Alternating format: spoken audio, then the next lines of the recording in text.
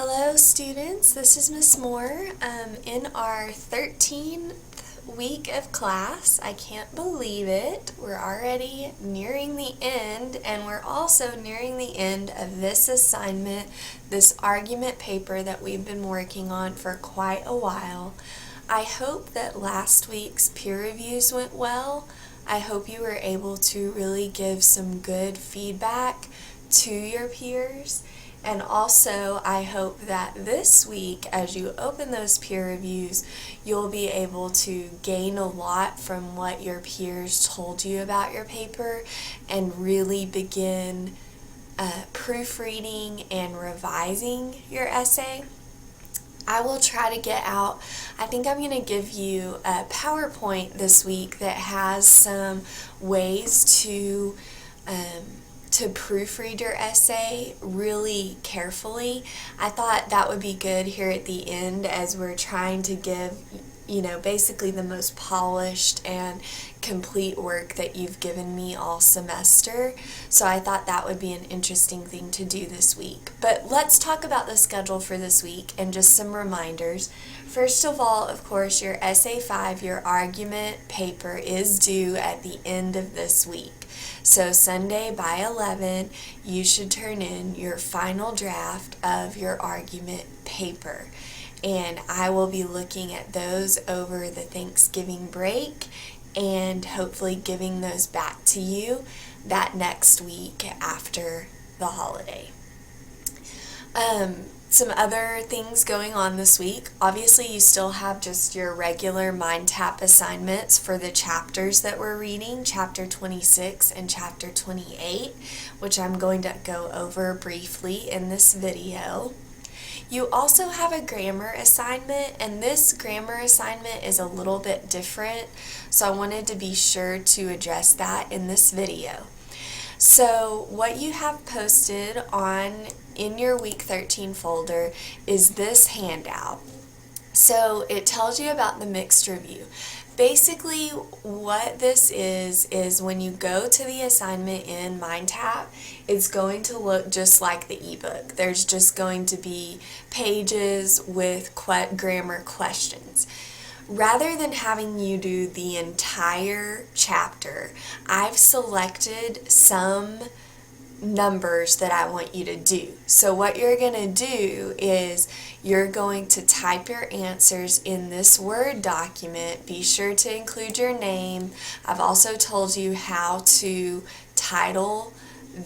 how to save the file. So you're going to turn this into me via email at the end of the week. And it is due just like normal Sunday at 11 p.m. So, for example, in the first section, there's about 10 questions. You're only going to do question number 1 and question number 6. And you're going to type out the corrected sentence here.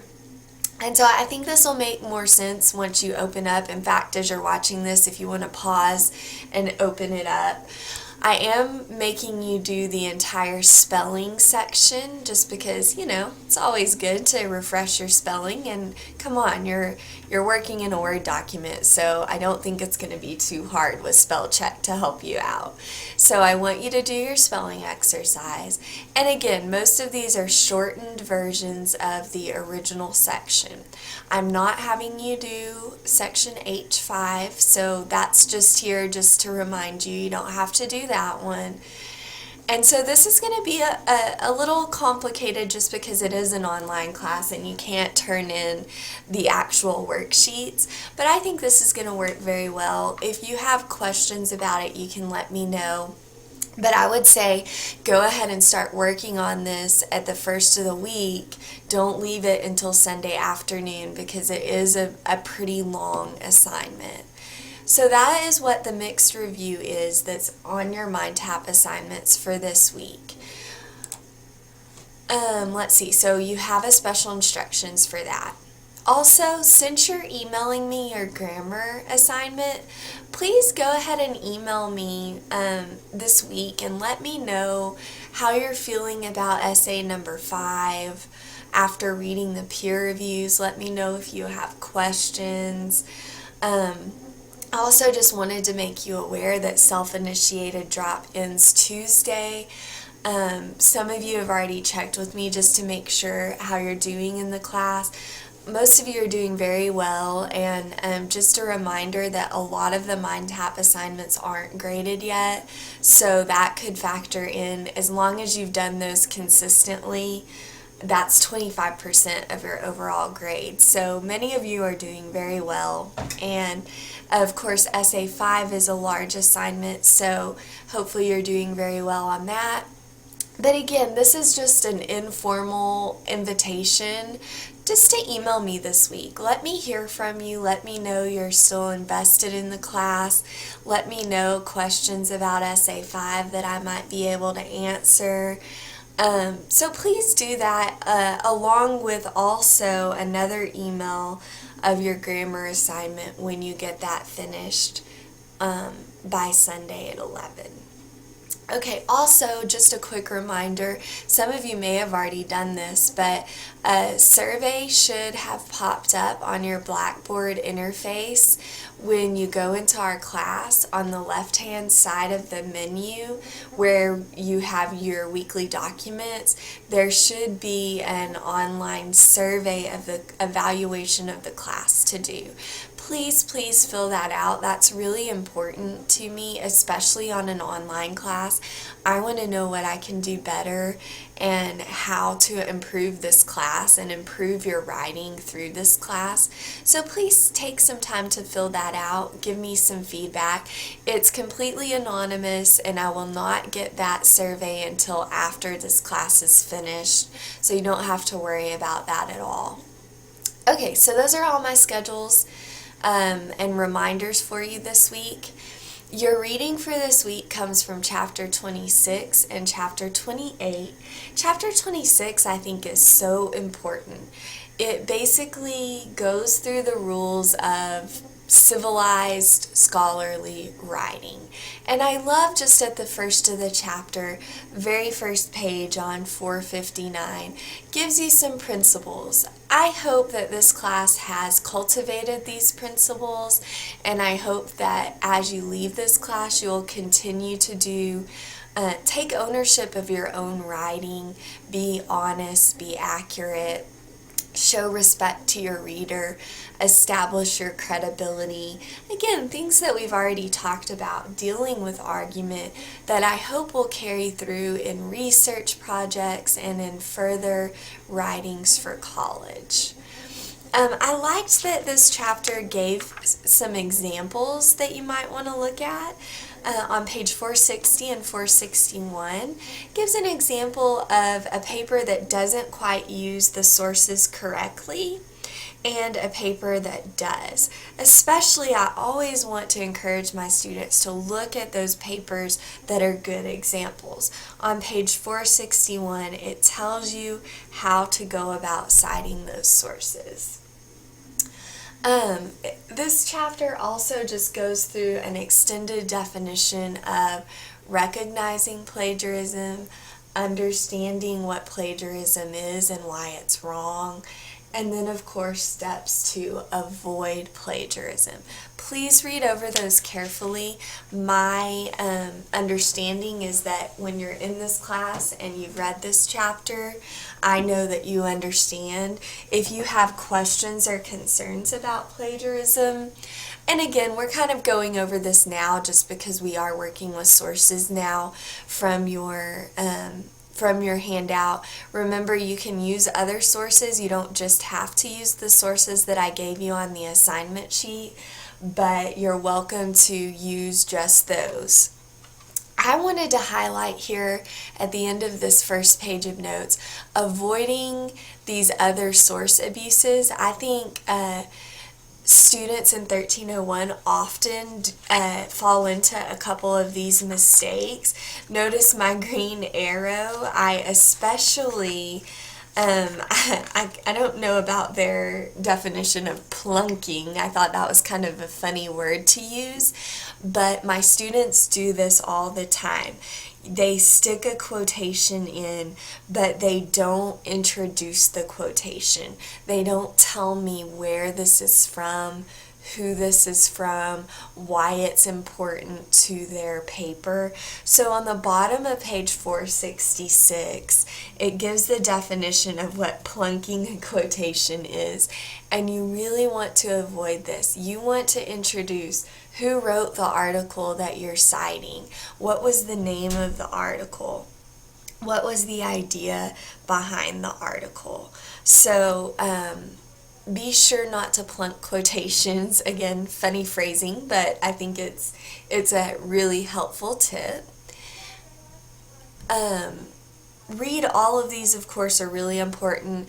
Being sure not to rely too heavily on one source. We often fall into that trap. That goes back to discussion last week of just making sure that your paper is relying on your own ideas and your own argument, and then you're using the sources to help support that. Okay, so I know I'm flying through this, but I also want to talk about chapter 28. I loved the intro to chapter 28 with this little truism of you are commanded to borrow but forbidden to steal. What a great realization in college. We want you to borrow. We want you to cite other sources. We want you to use other people's thoughts. However, we don't want you to steal them. We want you to accurately document them. So chapter 28 gives you a crash course in MLA citation. Basically, this is just a way to keep track of your sources. Basically, there's two things you want to be aware of when you're documenting an MLA: the in-text citations and the works cited page. These are the two things that an MLA paper should have.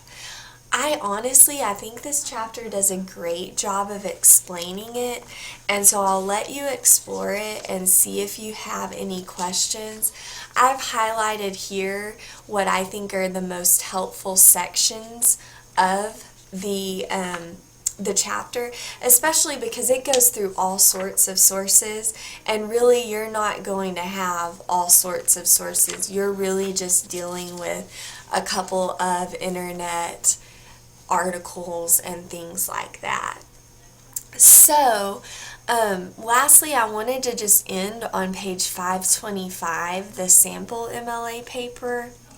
Again, I just like going to the samples because I think it shows you what it needs to look like, and I think it's a good representation of how an MLA paper should look. You'll see the in-text citations within it, and then you'll also see on page 533, you'll see the works cited page. Obviously, your works cited page will probably be a bit smaller than this. You'll probably only be citing 2, maybe 3 sources, but you'll nevertheless do those entries the way it teaches you to do them in the chapter. I know, I fear that I'm being too short with this explanation of MLA, but I don't know that I could explain it in a video adequately. So why don't you read the chapter, and again, give me some feedback. Let me know if you need some help with MLA, and we can go through it further in the week. I may check up on you about halfway through the week, and I may even send out hopefully some helpful handouts. I think most of you are getting MLA okay, but if you're struggling and if it scares you and freaks you out, read through this chapter again and then write down some questions you have and email me, and I'll be happy to help you work through it. The basic idea is just be honest. Just be sure to cite all your sources. If there's a period off somewhere, that's okay, as long as you're not falling into these plagiarism traps. That's what I'm more worried about. Okay, so I hope that this helps you finish up your paper this week. Again, let me know if you have questions or concerns, and I look forward to starting the narrative next week.